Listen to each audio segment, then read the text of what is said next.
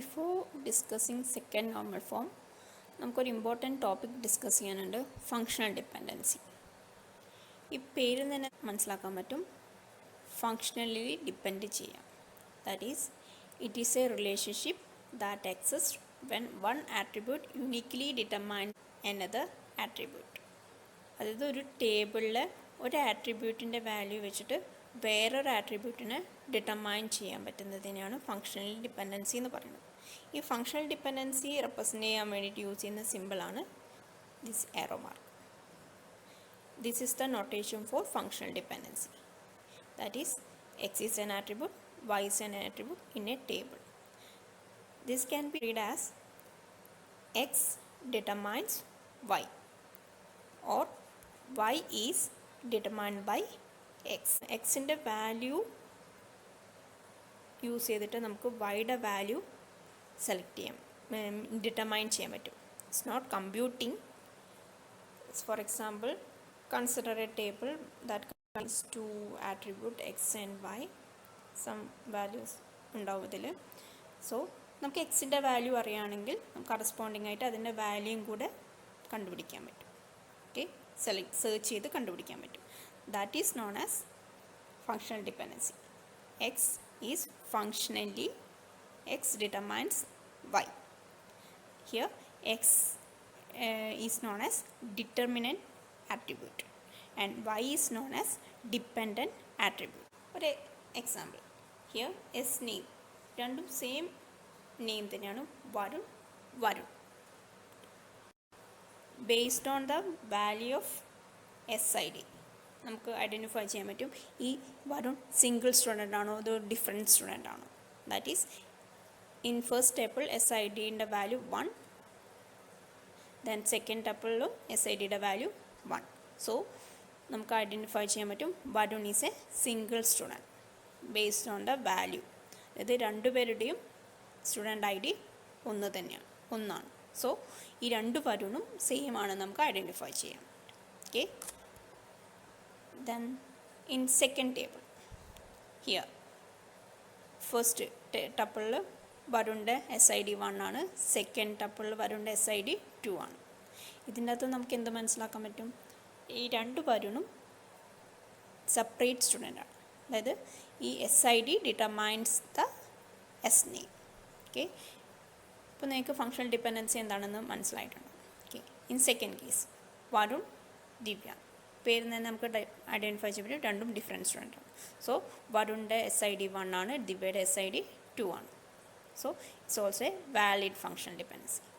In fourth case here Varun Divya separate student ആണ്, but here S I D 1 ആണ്, S I D same ആണ്. So this is not a functionally valid functional dependency. Okay, then there are two types of functional dependency: trivial functional dependency and non-trivial functional dependency. Then trivial functional dependency: if a functional dependency, that is x determines y, holds where y is a subset of x, then it is called trivial functional dependency. It will always hold true. For example,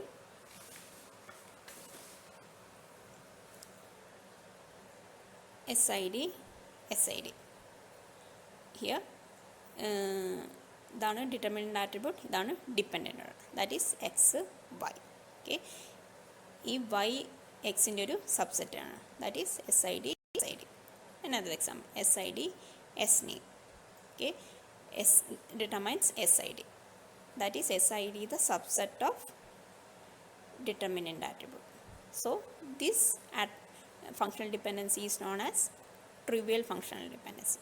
ഇത് എപ്പോഴും true ആയിരിക്കും, valid ആയിരിക്കും. True means valid ആയിരിക്കും. ഈ functional dependency valid ആണോ ഇല്ലയോ എന്ന് check ചെയ്യേണ്ട ആവശ്യമില്ല. ട്രിവിയൽ ഫങ്ഷണൽ ഡിപ്പെൻഡൻസി എപ്പോഴും ട്രൂ ആയിരിക്കും. Non trivial functional dependency: if an functional dependency, that is S gives Y, holds where Y is not a subset of X, then it is called non-trivial functional dependency. For example, SID determines gives or gives, we can say like that, S name. S name ഒരിക്കലും SID യുടെ subset അല്ല. another example, SID CID യുടെ subset അല്ല. Okay, that is in trivial functional dependency x intersection y not equal to 5. ഒരിക്കലും അത് M T ആയിരിക്കില്ല, ഏതെങ്കിലും ഒരു സബ്സെറ്റ് എങ്കിലും ഉണ്ട്. ഫോർ എക്സാമ്പിൾ ഈ ഒരു example S I D S name ആണ്. Okay, but in non trivial functional dependency intersection of X and Y will always empty. 5 means empty. Okay, then properties of functional dependency, it also known as Armstrong axioms or inference. ഒരു functional dependency hold ചെയ്യാനുള്ള set of rules ആണ് നമ്മളിവിടെ പറയുന്നത്. Okay, first one, reflexivity. If y is a subset of x, then x gives y. നമ്മൾ മുന്നേ പറഞ്ഞിരുന്നത് പോലെ തന്നെയാണ് S I D gives S I D. അതായത് ഒരു ആട്രിബ്യൂട്ട് അതിനെ തന്നെ ഡിറ്റർമൈൻ ചെയ്യണം.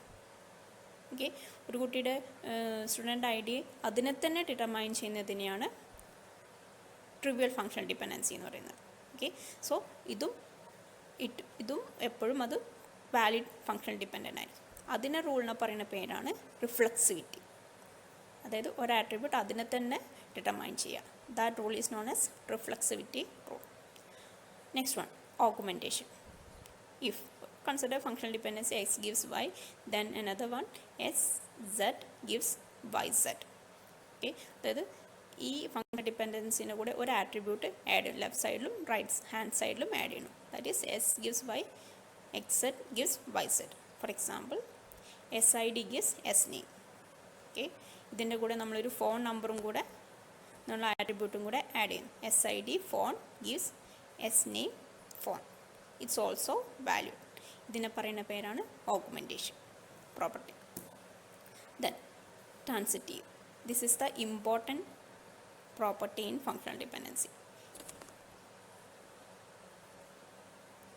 If s gives y and y gives z, then s gives z. That is x determines y, then y determines z, then we can determine x z. Okay, for example SID gives s name and s name gives city, then we can write it as SID gives city. Okay,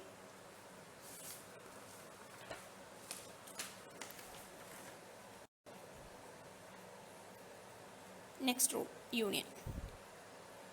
If s gives y and s gives z, then we can write it as s gives yz.